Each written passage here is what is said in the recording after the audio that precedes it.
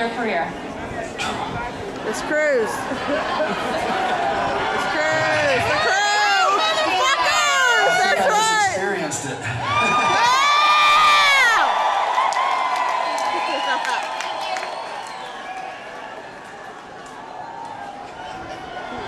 That's a good question, though. Maybe it's your own shirt.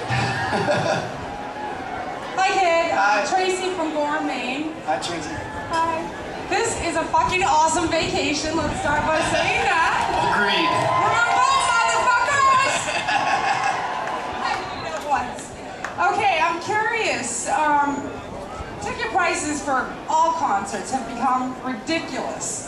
And it's making it harder and harder for us to go to more shows. And it's too bad. But your prices are reasonable. We can do 2 or 3 shows for you. That's and right. We can do one of some of the other major bands out there. How and why do you keep them so affordable? Because he loves us so much. I try not to be a greedy prick. There you go!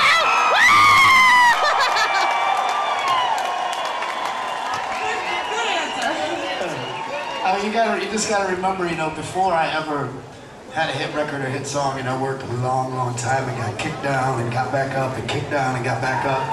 And so I remember what it was like, not to have money and to want to go do things. And, I try to always keep that in perspective no matter what I do is, not nickel and dime people. Try to just charge them a fair price and make it so there's no BS involved, not try to, remember when your kids were young and you took them to the circus? I'll never forget this. My son was young, he was about 5, and I took him to the circus. And it was like $5. I was like, wow, how cool, $5 to go to the circus. And then every time he turned around, they're like, here, you want a balloon for $8? Here's some popcorn. And I walked out and I spent like $200. I was like, what happened? Well, thank you very much. I can't wait till next year. Hi, I'm Monique from Houston, Texas. Hi. Hey. I was wondering how you have managed to keep your son out of the media, and how has your fame affected him? There's something, I thought about bringing him. I'll bring him next year for sure. I didn't know what type of debauchery was going to be going on. But, That's not my word. I live in a very small town about 20 minutes from where I grew up. And it's actually a funny story I'll share with you. When I did my whole marriage debacle and we moved to Malibu for about 3 months, and I enrolled him in Malibu High School. I mean, the hallways there are like outdoors. It's like complete culture shock from a kid who grew up in small town Michigan. And I pick him up for his first day in school, and he's like, and I was like, how was school, buddy? He's like,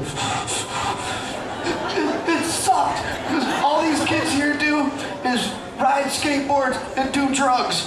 And I go, hey, stay off them fucking skateboards.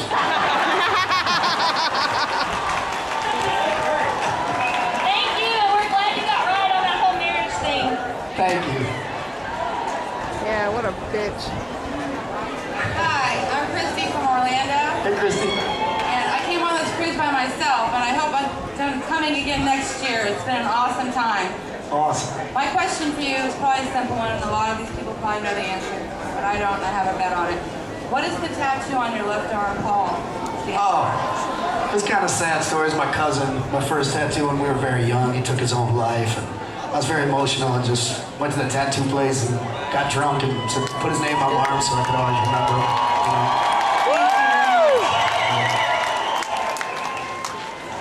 All right. Good afternoon. My name is Wynette. I'm from Muskegon, Michigan / Memphis, Tennessee. All right. You have done so many positive things for the city of Detroit. Have you ever thought about a run for political office?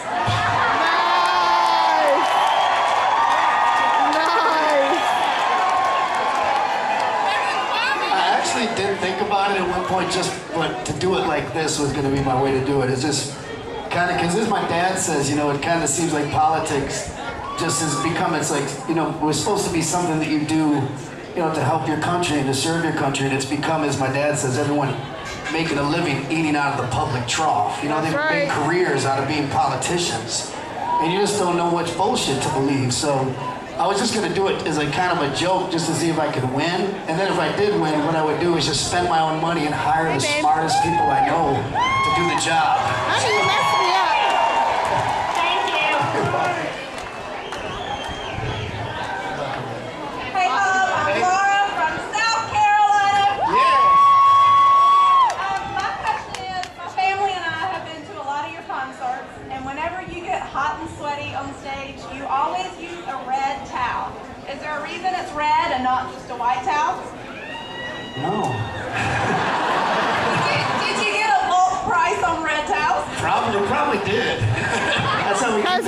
rise as low. His truck. We reuse our towels. He also has red trucks, so it must be a red thing. Hi, Bob. Hello. Cynthia from Long Island, New York. All right. I love her accent. My question is, what artist did you perform with that got you excited to meet? Someone that you got a little nervous and other than performance you God, there's been so many.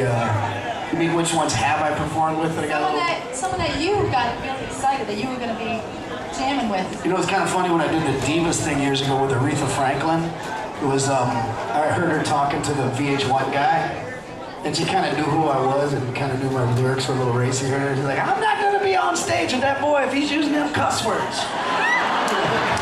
So that made me a little bit nervous, you know, I had to get up there with Aretha and prance around. But, man, we actually compiled a list recently. We're going to kind of use as a press campaign for the next record.